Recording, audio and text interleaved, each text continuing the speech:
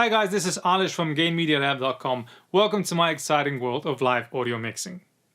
Recently I wrote an article for ProSoundWeb about whether or not I think anybody could become a sound engineer. But then it got me thinking, why would anybody want to become a sound engineer? Let's think about it.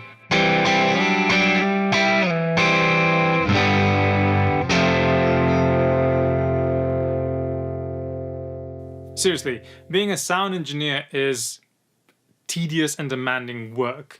It's long hours. Like the last show that I did, we started out at about 8 in the morning and then the entire show lasted until 11 or 12 p.m. So it was over a 16-hour work day. And we are really underpaid for the amount of hours that we put into that. Plus, you had to deal with a lot of people. Sometimes they are not really pleasant. You are putting yourself in a lot of stressful situations. I guess it's just not good for your health because you don't have time to take care of yourself, to take care about what you eat, how you rest, when you sleep, and so on. So why would anybody want to become a sound engineer and put themselves through all of that? Well, here's my reasons for that. First of all, I'm an adrenaline junkie. That's right. I just admitted to my addiction to the entire YouTube population. I don't drink, I don't do recreational drugs, I don't even have coffee, but I get my kick from that moment just before the show starts. That adrenaline rush where you know that everything is sort of tuned in and it should go well, but you're not certain until the show actually starts.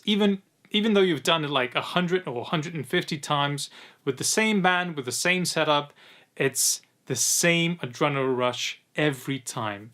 And that's why it takes a specific type of personality to enjoy this. Blood is pumping through your veins and you're really on the edge of your seat.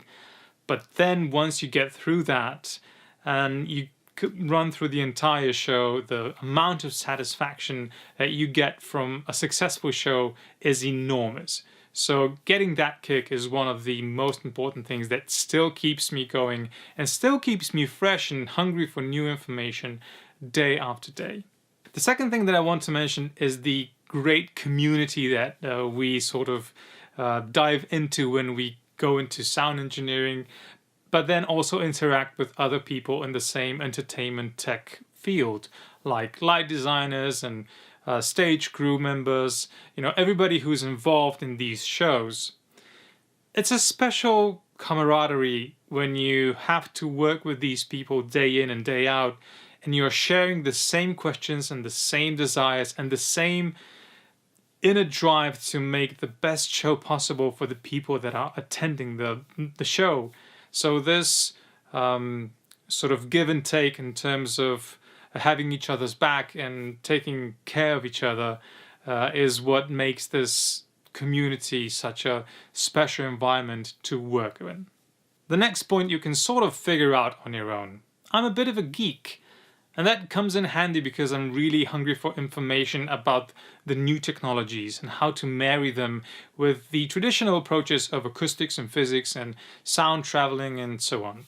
So if you want to combine that bridge between the newest of the technologies with the traditional approaches of music theory, of acoustics and so on, sound engineering is going to be a great field for you to work in. Now, there's a difference between working live sound and doing studio work in terms that live sound is about here and now. It's about making informed decisions very quickly and not looking back. The studio work is a bit more detail-oriented and you have more time to really dial in all of the minutiae, all of the details compared to live sound where you don't have that time luxury. We are always pressed for time. You have to make those decisions really quickly and rely on sort of your gut and your intuition and your experience to deliver the best sounding show for the audience in the room. Now, the last thing that could just be in my head, and I'm being completely delusional here, is that you get some coolness points if you say that you're a sound engineer. I think that's still one of those occupations, one of those professions that haven't been really ingrained into people's perceptions of what it is that you can actually do with your life, and you're still sort of an outsider or a pioneer, if you want, living on the edge, so to speak. If any of these points resonate really strongly with you, then I would most definitely recommend that you try your hand at sound engineering. It takes a lot of work. It's going to take a lot of years of experience in doing grunt work with, laying cables and learning the fundamentals and working long hours and sometimes sketchy environments. But if you really love all of those things that I have just mentioned, then that will sort of take over, and it will allow you to go through everything that might be thrown at you and still enjoy everything in the end. If you're a sound engineer on your own, please leave a comment below explaining what it is that you love about your work and maybe some of the details that you don't like that much.